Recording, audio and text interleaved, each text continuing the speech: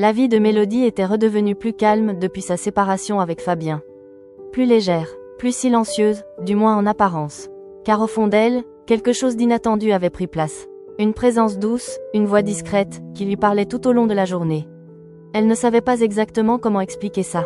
Elle savait seulement que depuis qu'elle s'était réconciliée avec Dieu, une lumière nouvelle l'accompagnait. Et parfois, sans s'en rendre compte, elle répondait à voix haute. Au bureau, dans l'open space, ses collègues avaient commencé à échanger des regards inquiets. Certains pensaient qu'elle perdait la boule. Mais Mélodie, elle, se sentait mieux que jamais. Elle n'en avait rien dit à sa mère, Diane. Surtout pas. Diane serait bien trop heureuse d'apprendre que sa fille était revenue à Dieu. Elle aurait probablement organisé une soirée pour le raconter à ses amis du groupe de prière. Non, pour l'instant, Mélodie gardait ce secret pour elle, et pour sa meilleure amie, Rita. Rita, la cartomancienne un peu originale, colorée et toujours surprenante. Ce matin-là, elle aussi avait vécu quelque chose d'étrange, dans la même église où Mélodie s'était réconciliée avec Dieu. C'était comme si un même souffle les avait toutes deux touchées, chacune à sa manière. Après le travail, elles se retrouvèrent dans leur coffee shop préféré. Leur table habituelle, près de la fenêtre, les attendait comme un refuge familier. L'odeur du café chaud enveloppait l'air. Tout semblait simple, posé, vrai. Rita prit une profonde inspiration avant de parler. Mel, dans cette église, j'ai compris un truc. J'ai compris que Jésus était la vérité. Mélodie leva les yeux, surprise par la sincérité dans la voix de son amie. Tu sais pourquoi je faisais de la cartomancie ? Continua Rita. Parce que tu aimais ça ? Non. Parce que j'avais l'impression de ne pas avoir prise sur mon avenir. J'avais peur, alors je tirais des cartes, pour me rassurer. Elle marqua une pause, les yeux perdus dans la mousse de son cappuccino. Et là-bas, dans l'église, j'ai cru que j'allais me faire foudroyer. J'ai eu peur, je me suis dit, ça y est, je suis grillée. Et au moment où j'ai pensé ça, j'ai senti quelqu'un me dire, chiche. Tu jettes tes pierres et tes cartes. Et moi, je vais te montrer quelque chose d'intéressant. Mel, j'ai senti la paix. La vraie, pour la première fois de ma vie. Mélodie sentit une chaleur douce se répandre dans sa poitrine. Cette paix, elle la connaissait. Cette voix, elle la vivait chaque jour. Rita posa alors ses cartes sur la table, doucement, comme si elle déposait un poids qu'elle portait depuis trop longtemps. Mel, j'aimerais intégrer une église. Juste pour voir, pour comprendre. Et j'aimerais que tu viennes avec moi un dimanche. Le café bourdonnait autour d'elle, mais à leur table, le silence était sacré.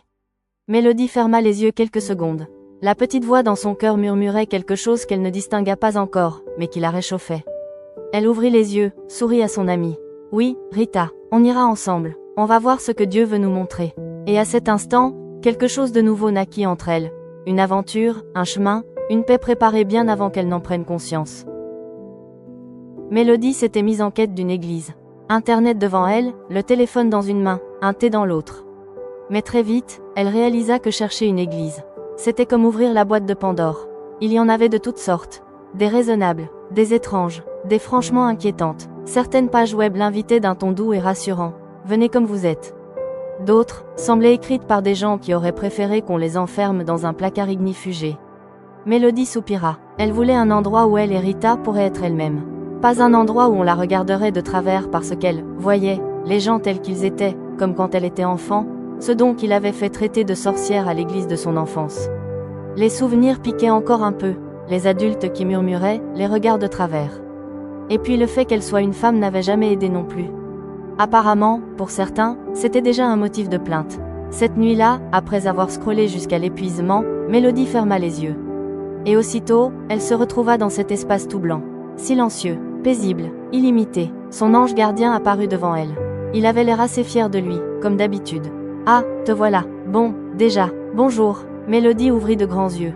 Waouh, tu me dis bonjour ? On progresse. Il haussa les épaules, faussement blasé. Ouais, bon, ne t'habitue pas trop. Bref, commence par te prendre une Bible dans un langage que tu comprends. Mélodie croisa les bras. J'ai déjà mon téléphone, tu sais ? Et puis toi, tu pourrais pas juste me donner une adresse ? Toi qui vois tout. L'ange fit un sourire sarcastique, sa spécialité. Apporte des cookies à ta voisine du 3e étage à gauche, mercredi soir. Ciao. Et il disparut. Mélodie se réveilla brusquement dans son lit. Quadratin. Franchement, il aime trop faire l'ange pressé alors qu'il passe son temps littéralement avec moi, grogna-t-elle. Elle resta quelques secondes à fixer le plafond. La voisine, la femme de la quarantaine avec 2 ados toujours en mouvement. Pourquoi elle ? Elle attrapa son téléphone et appela Rita. Ri, j'ai besoin de ta recette de cookies. Et je dois tout expliquer. Quand elle lui raconta la scène, Rita éclata presque de rire. Attends, avec tout ça, il ne t'a toujours pas dit son nom? C'est incroyable, laisse tomber, j'arrive avec les ingrédients. Mercredi arriva trop vite. Les deux jeunes femmes attendaient que la fournée de cookies refroidisse, l'air embaumant le chocolat et le beurre fondu. Elles se regardaient en silence. On va dire quoi? Demanda Mélodie. J'en sais rien du tout, répondit Rita. On y va au culot, comme d'habitude. Elles enfilèrent gilets et chaussures, prirent l'assiette de cookies encore tiède, et descendirent les marches. 3e étage, gauche. Le palier sentait bon. Un parfum de nourriture, de vie. Et surtout, une sorte d'effervescence, comme si quelque chose se préparait derrière la porte. Mélodie inspira profondément. Rita sonna. La porte s'ouvrit presque immédiatement sur Anne, essoufflée, entourée de bruit, de voix, de pages qui tournent. « Oh mon Dieu, excusez-moi pour le vacarme », dit-elle en leur faisant signe de baisser d'un ton. « Non, tout va bien », répondit Mélodie avec un sourire. « On a fait des cookies. On a vu que vous receviez du monde. Alors on a voulu partager. » Anne écarquilla les yeux de surprise. « Ah mais, ça tombe parfaitement bien. Entrez, nous sommes en pleine étude biblique. Est-ce que vous savez ce que c'est ?» Rita et Mélodie échangèrent un regard. Un regard qui disait « C'est une blague ?» « C'est pas une blague, mais c'est peut-être ici. Peut-être maintenant. » Puis elles hochèrent la tête. « On a une petite idée, oui. » Et elles entrèrent, sans savoir encore que cette soirée serait le début d'une rencontre bien plus grande qu'elles ne l'imaginaient. L'appartement d'Anne vibrait d'une énergie douce et joyeuse, comme si les murs résonnaient de bonne humeur. Autour de la table basse, un petit cercle improvisé s'animait déjà. Les deux ados d'Anne, Mathieu et Isaac, se chamaillaient à voix basse. Jojo, la meilleure amie d'Anne, gesticulait en racontant quelque chose d'incompréhensible mais très drôle. Un couple d'une 50aine d'années souriait patiemment, Roger et Sabine. Et puis il y avait le grand brun un peu stressé, toujours en train de tortiller le bord de sa bouteille d'eau. Anne le présenta rapidement. « Et ça, c'est Malik. Il est nouveau parmi nous. » Il leva timidement la main, l'air gentil mais nerveux. On apprit plus tard qu'il avait découvert la foi tout récemment. Un parcours personnel, délicat, qu'il évoquait avec pudeur. Il venait d'un environnement musulman, et sa démarche spirituelle était encore toute fraîche, pleine de questions et de nuances. Tout le monde l'entourait avec douceur et patience. Ici, personne ne pressait personne. Et enfin, il y avait Perla, la chatte orange, museau rose, patte blanche, reine incontestée du salon, majestueuse et légèrement diva. Elle passa entre les jambes de tout le monde comme une inspectrice de police féline. Quand Rita et Mélodie entrèrent, tout le monde se tourna vers elle. « Bonsoir », lança joyeusement Jojo, faisant sursauter les deux amis. Anne éclata de rire. « Venez, ici on met tout le monde à l'aise. Enfin, sauf Perla si on touche à ses croquettes. » Perla renifla, hocha la tête comme si elle confirmait chaque mot. Les deux nouvelles arrivantes se sentaient intimidées. En vérité, elles passaient tellement de temps ensemble qu'elles en oubliaient presque comment socialiser. Deux petites ermites modernes, mais l'accueil du groupe était si chaleureux que leur malaise se dissipa rapidement. Benjamin était là aussi, 27 ans, pull de geek, sourire timide absolument adorable. Rita le repéra en moins d'une seconde. Ses yeux firent digne. Mélodie dut réprimer un fou rire. « Me regarde pas comme ça », murmura Rita. « C'est pas moi qui te regarde, c'est toi qui brille. » Tout le monde se présenta, et l'ambiance devint étonnamment simple, naturelle, comme si elles étaient attendues. Anne expliqua, « On n'a pas d'église en bâtiment. On étudie la Bible ensemble, on reçoit des enseignements, et on s'invite les uns chez les autres. 2 fois par semaine. À la cool. » Les yeux des filles brillaient comme 2 lucioles. Jojo compléta, « C'est une famille, voilà. On apprend, on se trompe, on rigole. Et on évite de marcher sur Perla. » Mais oh, commentaire parfaitement synchrone. Les conversations prirent un ton plus profond. Mélodie parla de sa foi renouvelée, de ses blessures de l'enfance. Le groupe hocha la tête avec empathie.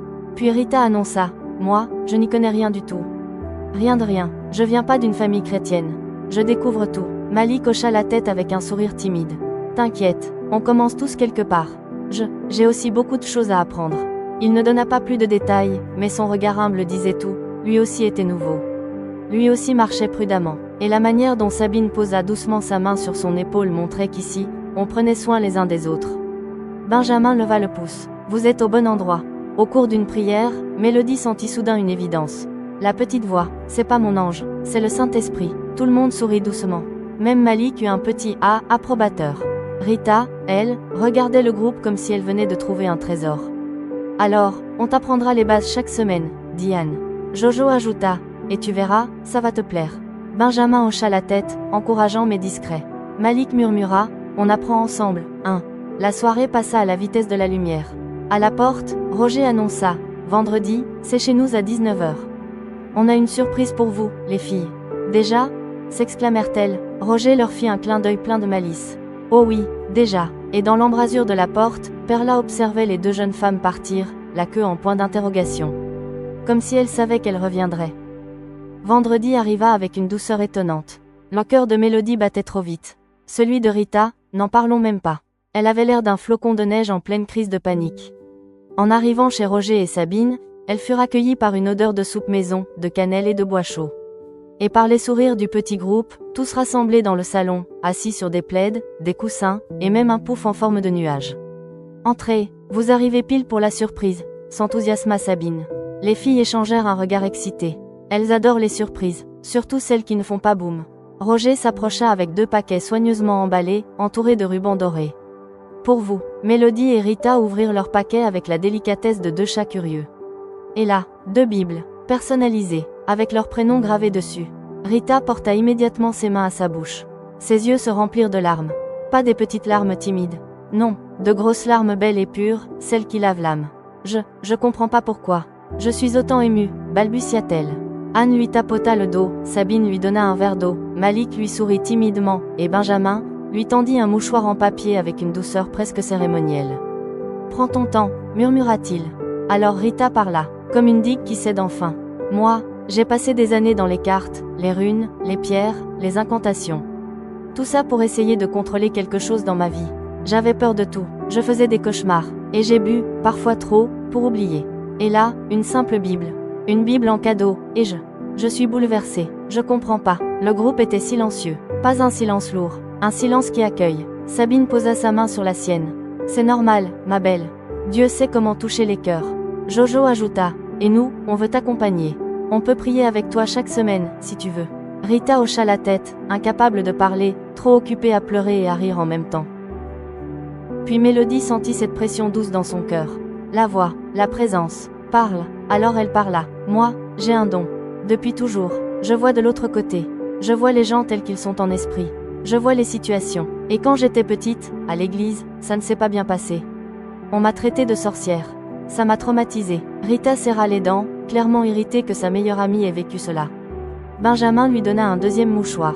Le groupe resta touché. Personne ne jugea. Personne ne recula. Malik leva doucement la main, comme un élève modèle. Moi aussi, j'ai un truc un peu particulier. Je rêve, depuis que je suis petit. Des rêves très clairs. J'ai vu Jésus. C'est pour ça que j'ai tout quitté. J'ai plus de contact avec ma famille. Sauf ma petite sœur. Mais je sais que Dieu me voulait ici. Alors, voilà. Il baissa la tête, un peu gêné. Jojo tapa des mains, amusé. Eh ben dis donc, on fait une jolie équipe de gens bizarroïdes bénis. Tout le monde éclata de rire, même Malik. Et dans l'air, oui, quelque chose se libérait. Une vieille peur partait. Une nouvelle paix arrivait. La soirée continua en chansons, en fou rire, en confidences. Mélodie se sentait moins seule. Moins étrange, moins incomprise. Elle avait trouvé une maison. Quand il fut temps de partir, Benjamin prit son manteau en même temps que les filles. Je peux vous raccompagner? Il fait froid dehors. Mélodie échangea un regard qui en disait beaucoup trop avec Rita. Et soudain, oh non, j'avais oublié, je dois passer chez ma mère. Urgence capitale, un truc très, maman. Elle fila comme un ninja. Rita la maudit intérieurement, puis pria intérieurement, puis rougit extérieurement. Benjamin marcha à ses côtés. Calme, respectueux, un peu nerveux. Il ne tenta rien, il ne força rien, mais au moment de la laisser devant chez elle, il se tourna vers elle. Rita, je voulais te dire, je t'ai trouvée très courageuse aujourd'hui. Et, j'aimerais qu'on apprenne à se connaître. Doucement, travailler notre amitié, si tu veux. Le cœur de Rita fit un triple salto arrière. Oui, je veux, murmura-t-elle. Et il sourit, un sourire simple, sincère, adorable. Le genre de sourire qui dit, je suis là. Pour de vrai. Cette nuit-là, Rita et Mélodie envoyèrent environ 47 messages pour débriefer. Et dans un coin du ciel, si on avait eu de bons yeux, on aurait presque pu voir un ange lever les yeux au ciel en murmurant « Enfin ». 5 mois avaient passé. 5 mois de groupes de maison, de discussions profondes, de larmes guéries, de rires trop forts, de prières qui changent la vie, et de soirées où Perla, la chatte orange, se comportait comme la véritable pasteur du groupe. Puis, une nuit, un souffle, une lumière, un froissement d'ailes, l'ange, Mélodie, à moitié endormie, leva les yeux avec la grâce d'un panda qu'on réveille trop tôt.